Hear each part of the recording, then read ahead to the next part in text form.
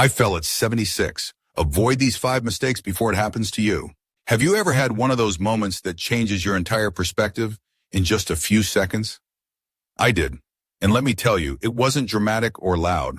No one else even saw it happen. But I remember every second of it. The sound of my shoes scuffing the rug, the slow tilt of my balance going just a bit too far. And then, in a blink, I was on the floor.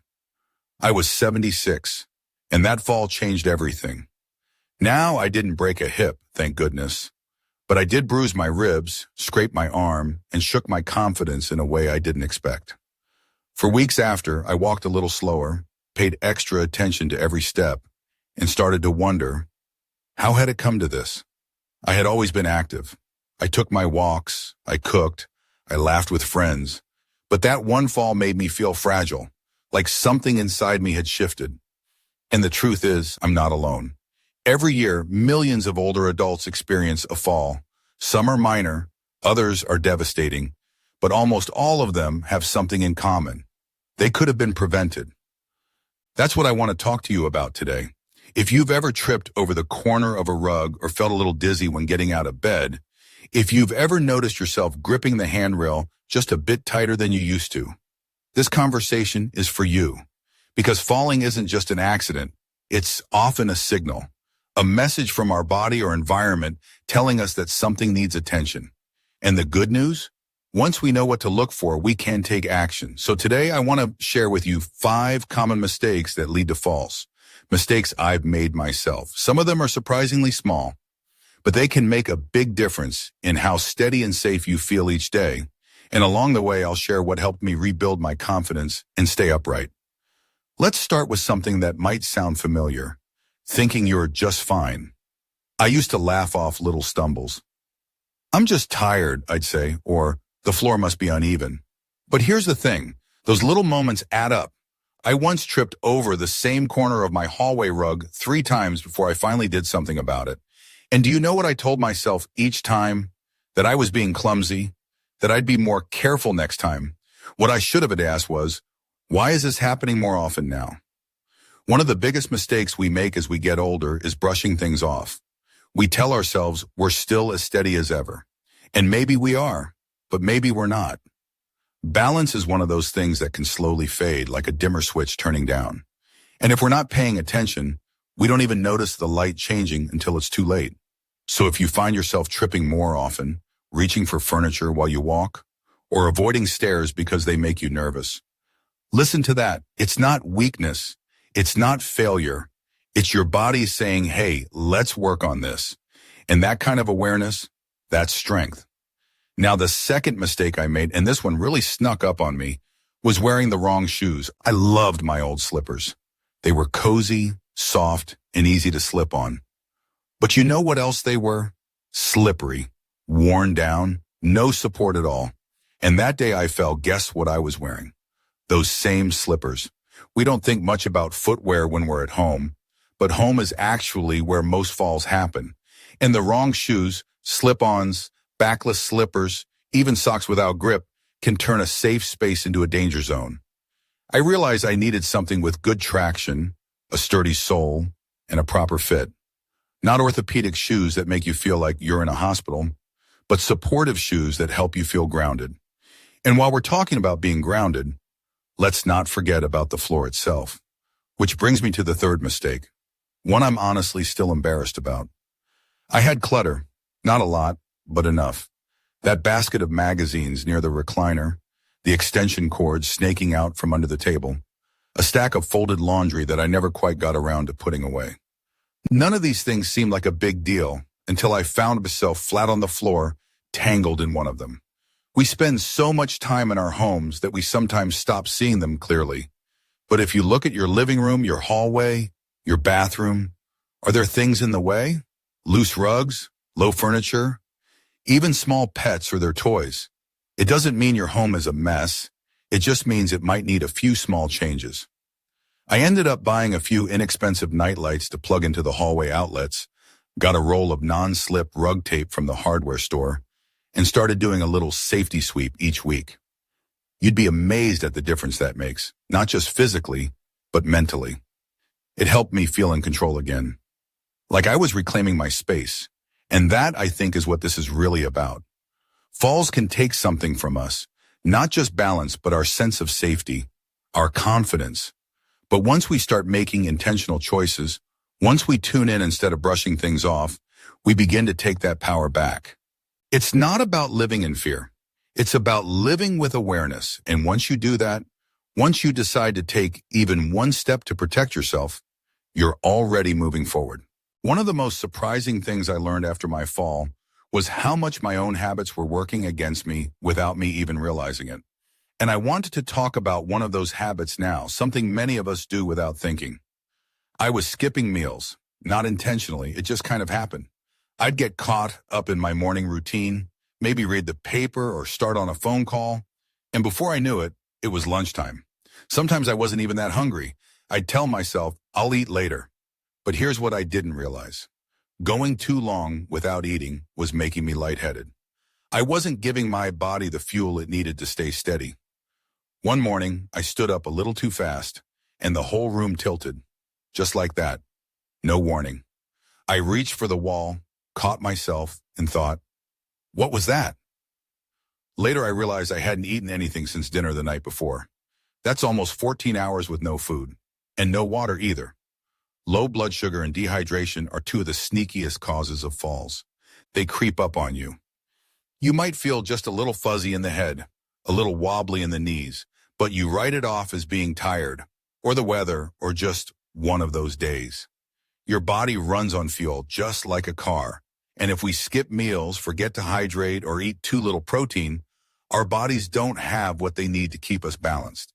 Especially as we age, we become more sensitive to these little shifts. Even a small dip in hydration can affect our blood pressure and make us dizzy when we stand. So now I keep a small water bottle next to my favorite chair.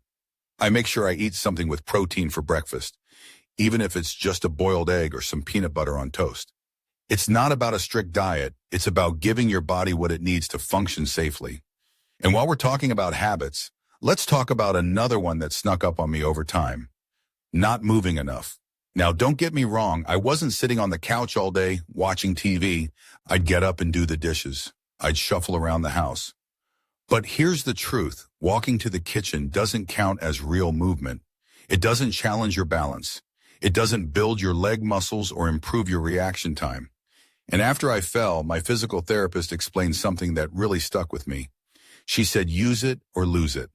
That's not just a saying, it's a reality. Our muscles weaken faster than we think, especially after 70. And when our legs, hips, and core lose strength, we lose stability. That means even a tiny wobble, stepping off a curb or catching your foot on a shoe, can turn into a full-blown fall. That hit me hard. I thought I was doing enough just by staying busy. But being busy doesn't mean being strong. So I started small. I found a chair exercise video on YouTube for seniors and did it in my living room. I practiced standing on one foot while brushing my teeth just to test my balance. I even tried Tai Chi, very slowly at first, but it made a world of difference. The first few times I felt silly, but the more I did it, the more confident I felt. And confidence matters because fear can hold us back more than anything. After I fell, I noticed something strange. I stopped trusting my own feet. I'd hesitate before stepping downstairs. I'd hold the banister tighter than I needed to.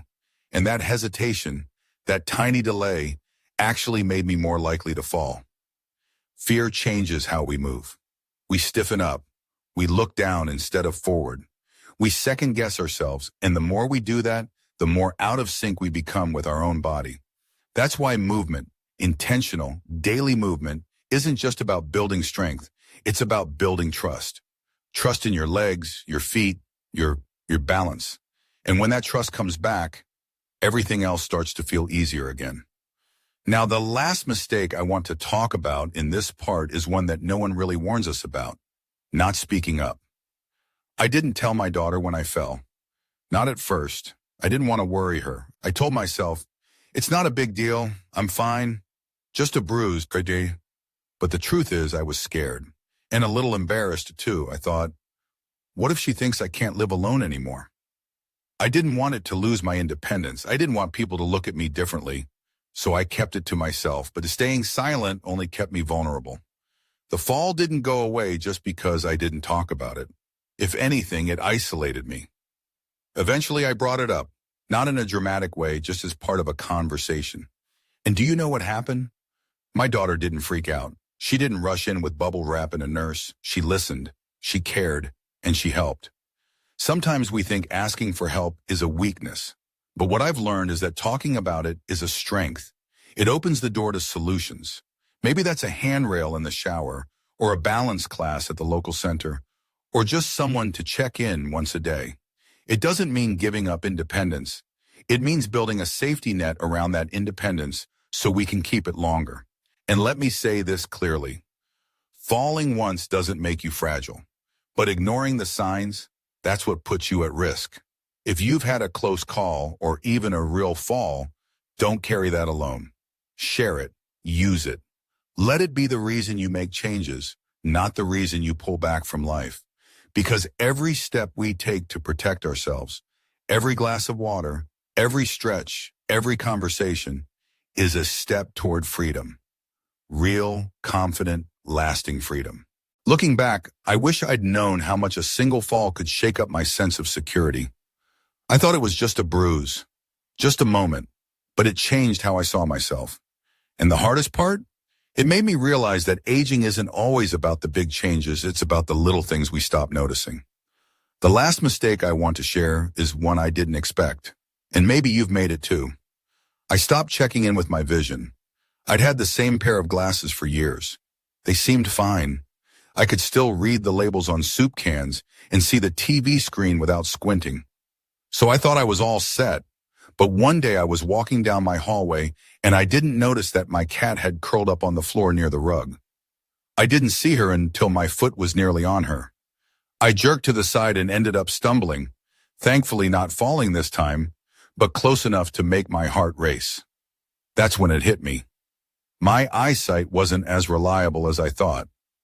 You see, vision changes so gradually as we age that we often don't notice it's happening. The light seems a little dimmer. Edges blur.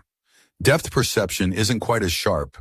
And when your eyes don't give you a full picture, your brain can't react fast enough to protect you from a fall. Even something as simple as a shadow in the wrong spot can throw off your sense of space. So I made an appointment. I got new lenses. And just like that, the world looked a little brighter and a lot safer. It wasn't just about clarity. It was about restoring my awareness of the space around me. And here's something that really struck me. The optometrist told me that many older adults skip eye exams for years. Not because they don't care, but because they don't realize how much they've adapted to the blur. But we shouldn't have to adapt to fading vision. We deserve to see our world clearly and safely. When you combine good eyesight with mindful movement, proper nutrition, safe footwear, and open communication, you're not just avoiding falls. You're building a foundation for freedom. Real freedom, the kind where you don't second-guess every step or live in fear of a stumble. You begin to move with confidence again. You begin to trust yourself again. And that trust, that's what I want most for you. If you've ever had a close call or if you've already fallen, it doesn't mean you're broken. It doesn't mean life has to shrink around you. It just means it's time to listen. Time to pay attention to the things that often go unnoticed. A slippery rug, a missed meal, a skipped walk, a blurry stair step, a silent fear. Because when we address these little things, big change happens. You start feeling more in control. You stop walking like you're afraid to fall and start walking like you belong in your body again. That's what changed most for me. Not just the bruises healing, but the way I felt about myself. I didn't want to be the person who fell. I wanted to be the person who learned from it and grew stronger because of it. And maybe that's the most powerful part of this journey. It's not about avoiding every bump or wobble. It's about turning each challenge into a reason to keep going. So if you've been feeling a little unsure lately, if you've been brushing off the warning signs or avoiding that doctor's appointment, let this be your gentle nudge. You don't need to overhaul your life. You don't need to become someone different. You just need to take a few steps, literal and figurative, to make your days a little safer and a lot more joyful. And remember, asking for help isn't giving up your independence. It's protecting it. So take a look around your home tonight. Walk through your space like you've never seen it before. Notice the lighting, the floors, the things you step over without thinking. Ask yourself, does this help me stay safe? Or could it put me at risk? Then tomorrow, try one new habit. Just one. Drink that glass of water in the morning. Stretch your arms a little before you get out of bed. Call a friend and tell them how you've been feeling. These things might seem small, but they're seeds. And when you plant them consistently, they grow into strength. You deserve to feel strong. You deserve to feel safe. And you deserve to enjoy life without fear. So let's keep taking steps forward, literally. Because falling may have changed everything for me, but rising changed even more. If this spoke to you, I'd love to hear your story. Share your thoughts or experiences in the comments. What's helped you feel more confident on your feet? What changes have you made or want to make? Your voice might be exactly what someone else needs to hear today. And if you found this video helpful, please give it a like and subscribe to the channel. There's so much more we can talk about together. Here's to standing tall, staying strong, and living your best life, one safe, steady step at a time. Thank you so much for spending your time with us today. If this video gave you something to think about or made you smile, please give it a like, share it with a friend, and don't forget to subscribe for more wisdom every week. We'd love to hear your thoughts. Leave a comment below and join the conversation. Your voice matters. Your story matters. Until next time, stay wise, stay kind, and take care.